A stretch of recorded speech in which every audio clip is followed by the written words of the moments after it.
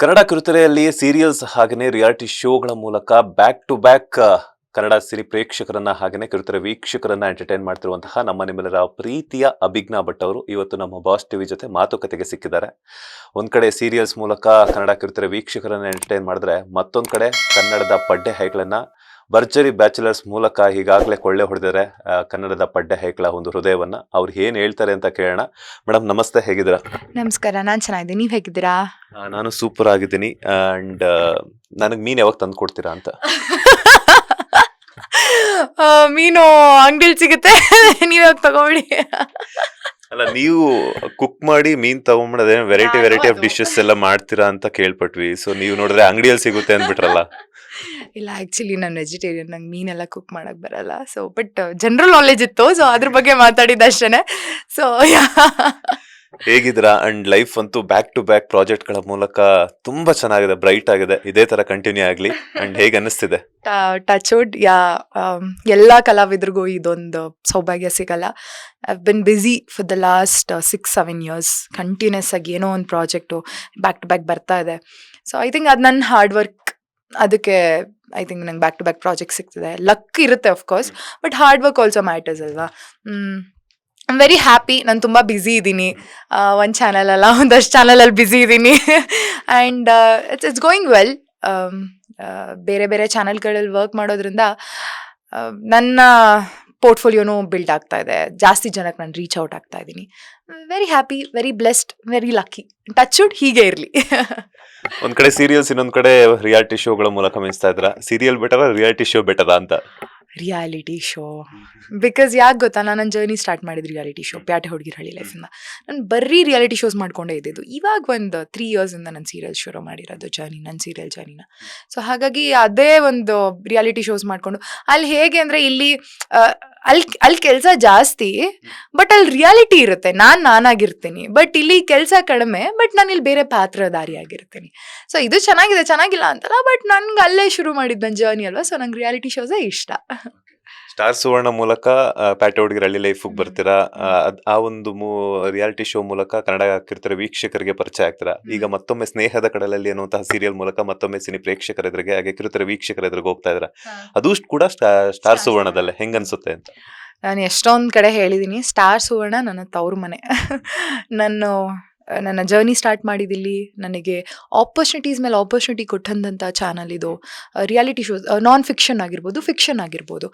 ನಾನ್ ಫಿಕ್ಷನಲ್ಲಿ ಅಷ್ಟೇ ಎಷ್ಟು reality shows ಮಾಡಿದ್ದೀನಿ, ಅದೆಲ್ಲ ಸ್ಟಾರ್ ಸುವರ್ಣನೇ. ಆ್ಯಂಡ್ ಇವಾಗ ನಾನ್ ಫಿಕ್ಷನ್ ಅಷ್ಟೇ ಬ್ಯಾಕ್ ಟು ಬ್ಯಾಕ್. ಇದು ನನ್ನ 2ನೇ ಸೀರಿಯಲ್. ನನಗೆ ಗ್ಯಾಪೇ ಕೊಟ್ಟಿಲ್ಲ. ನಂದು ಪ್ರೀವಿಯಸ್ ಸೀರಿಯಲ್ ಗೌರಿಶಂಕರ ಮಾಡ್ತಿದ್ದೆ, ಅದು ಮುಗಿದ ತಕ್ಷಣ ನಂಗೆ ಇಲ್ಲಿ ತೊಗೊಂಡಿದ್ದಾರೆ. ಆ್ಯಂಡ್ ಇದು ಯಾವುದು ನಾನೇ ಹೋಗಿ ಕೇಳ್ಕೊಂಡಿರೋಂಥ ಪ್ರಾಜೆಕ್ಟು ಅಲ್ಲ, ಇದು ಮಾಡಿ ನೀವು ಅಂತ ತೊಗೊಂಡಿರೋಂಥ ಪ್ರಾಜೆಕ್ಟು. ನಾನು ಇದಕ್ಕೆ ಆಡಿಷನ್ ಕೊಟ್ಟಿಲ್ಲ ಅಥವಾ ಲುಕ್ ಟೆಸ್ಟ್ ಮಾಡಿಲ್ಲ, ಏನೂ ಇಲ್ಲ. ಅದಾಗದೇ ಬಂದಿರುವಂಥ opportunities. I am very happy. And Star Suvarna ನನ್ನನ್ನು ಆ ಚಾನಲ್ ಶಿಲ್ಪಾ ಮ್ಯಾಮ್ ಆಗಿರ್ಬೋದು ಅಥವಾ ಎಲ್ಲ ಇಡೀ ಟೀಮ್ ನನ್ನ ಒಂದು ಮಗಳ ಥರ ಟ್ರೀಟ್ ಮಾಡುತ್ತೆ ಈ ಚಾನಲ್ ನನ್ನನ್ನು. I am so blessed. ನನ್ನ ಜರ್ನಿನ ಇಲ್ಲಿ ಸ್ಟಾರ್ಟ್ ಮಾಡಿ ಇವತ್ತಿನವರೆಗೂ ಇಲ್ಲೇ ಊಟ ಮಾಡ್ತಾ ಇದ್ದೀನಿ. ತುಂಬ ಖುಷಿ ಇದೆ. ಆ್ಯಂಡ್ ನಾನು ತುಂಬ ಚಿರಋಣಿ ಆಗಿದ್ದೀನಿ ನನ್ನ ಸ್ಟಾರ್ ಸುವರ್ಣಗೆ. ಸ್ಟಾರ್ ಸುವರ್ಣ ತವ್ರ ಮನೆ ಅಂದ್ರೆ ಗಂಡನ ಮನೆ ಯಾವುದು ಅಂತ? ಇಲ್ಲ, ಗಂಡನ ಮನೆ ಒಂದಷ್ಟು ಚಾನಲ್ಗಳಿವೆ. ಕಲರ್ಸಲ್ಲಿ ಕೆಲಸ ಮಾಡಿದ್ದೀನಿ. ಕಲರ್ಸಲ್ಲೂ ಅಷ್ಟೇ ನಂಗೆ ತುಂಬ ಒಳ್ಳೆ ಆಪರ್ಚುನಿಟೀಸ್ ಕೊಟ್ಟಿದ್ದಾರೆ. ಅಲ್ಲೂ ರಿಯಾಲಿಟಿ ಶೋ ಮಾಡಿದ್ದೀನಿ, ನಾನು ಸೀರಿಯಲ್ ಮಾಡಿದ್ದೀನಿ, ಇವಾಗ ಝೀಯಲ್ಲಿ ಕೆಲಸ ಮಾಡ್ತಾ ಇದ್ದೀನಿ.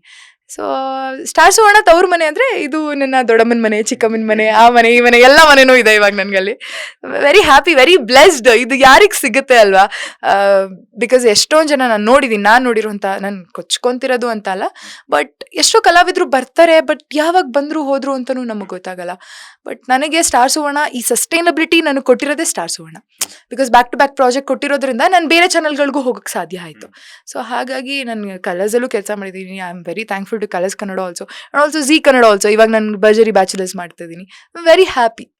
ಯಾ, ಜಿ ಕನ್ನಡದಲ್ಲಿ ಭರ್ಜರಿ ಬ್ಯಾಚುಲರ್ಸ್ ನಲ್ಲಿ ಕೆಲಸ ಮಾಡ್ತಿರೋದ್ರಿಂದ ಒಂದು ಎಪಿಸೋಡ್ ನಲ್ಲಿ ತುಂಬಾ ಭಾವುಕರಾಗ್ತಾರೆ ಅಭಿಜ್ಞಾ ಅವರು. ಸೊ ಆ ಮೂಮೆಂಟ್ ಬಗ್ಗೆ ಹೇಳೋದಾದ್ರೆ? ಅದು ನಂಗೆ ಸರ್ಪ್ರೈಸ್ ಕೊಟ್ಟಿರುವಂಥ ರೌಂಡು. ಅವ್ನು ನನಗೆ ಸರ್ಪ್ರೈಸ್ ಕೊಟ್ಟಿದ್ದು. ಸೊ ಆ್ಯಕ್ಚುಲಿ ಏನು ಹೇಳ್ತಾರೆ, ಪ್ರತಿಯೊಬ್ಬರು ಲೈಫಲ್ಲೂ ಅಪ್ಸ್ ಆ್ಯಂಡ್ ಡೌನ್ಸ್ ಇದ್ದೇ ಇರುತ್ತೆ.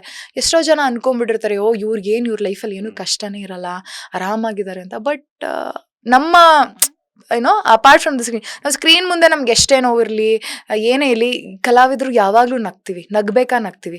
ಏನೋ ಒಂದು ದೊಡ್ಡ ಖುಷಿಯಾಗಿರುತ್ತೆ ನಮ್ಮ ಜೀವನದಲ್ಲಿ. ಬಟ್ ನೆಕ್ಸ್ಟ್ ನಾವು ಅಳಬೇಕು ಅಂದರೆ ಸ್ಕ್ರೀನ್ ಮುಂದೆ ಬಂದು ಅಳಬೇಕು, ಅಥವಾ ನಮ್ಮ ಲೈಫಲ್ಲಿ ಯಾರೋ ತೀರ್ಕೊಂಡಿರ್ತಾರೆ, ನಮ್ಮ ರಿಲೇಟಿವ್ಸ್ ಯಾರೋ ತೀರ್ಕೊಂಡಿರ್ತಾರೆ. ಬಟ್ ನಾವು ಸ್ಕ್ರೀನ್ ಮುಂದೆ ಬಂದು ನಗಬೇಕು ಅಂದಾಗ ನಾವು ನಗಲೇಬೇಕು. That is how life is ಅಲ್ವಾ ಕಲಾವಿದರಿಗೆ. So I was also going through a very dark phase in my life. But ಅವತ್ತು ಆ ಸ್ಟೇಜಲ್ಲಿ ನನಗೆ ಒಂದು ಏನು ಹೇಳ್ತಾರೆ ಆ ಆಪರ್ಚುನಿಟಿ ಸಿಕ್ಕಿದಾಗ I wanted to say that, because ಎಷ್ಟೊಂದು ಜನ ಲೈಫಲ್ಲಿ ಕುಗ್ದೇ ಇರೋಂಥ ಮನುಷ್ಯ ಯಾರೂ ಇಲ್ಲ.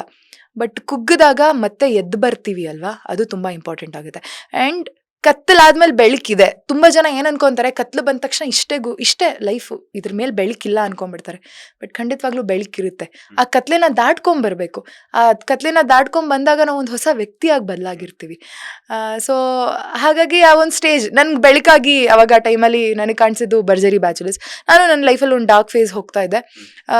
ಆಮೇಲೆ ಸೊ ಆ ಸ್ಟೇಜಲ್ಲಿ ಸಿಕ್ಕಿದಾಗ ನಾನು ಎಲ್ರಿಗೂ ಹೇಳಬೇಕಾಗಿತ್ತು, ನನ್ನಿಂದ ಒಂದು 4 ಜನ ಯಾರ ಡಾರ್ಕ್ ಫೇಸಲ್ಲಿ ಲೈಫ್ನ ಲೀಡ್ ಮಾಡ್ತಿರ್ತಾರೆ, ಆಚೆ ಬನ್ನಿ, ಆಚೆ ಬಂದು ಒಂದು ಬ್ಯೂಟಿಫುಲ್ ಲೈಫ್ ಇರುತ್ತೆ, ಕಟ್ಕೊಳ್ಳಿ ಅಂತ ನಾನು ಹೇಳಬೇಕಿದೆ. ನಾನು ಆಲ್ಸೋ ನನಗೆ ಡಿ ಬಾಸ್ ನನ್ನ ದೊಡ್ಡ ಅಭಿಮಾನಿ, ಡಿ ಬಾಸ್ ಅವ್ರ ಅಭಿಮಾನಿ.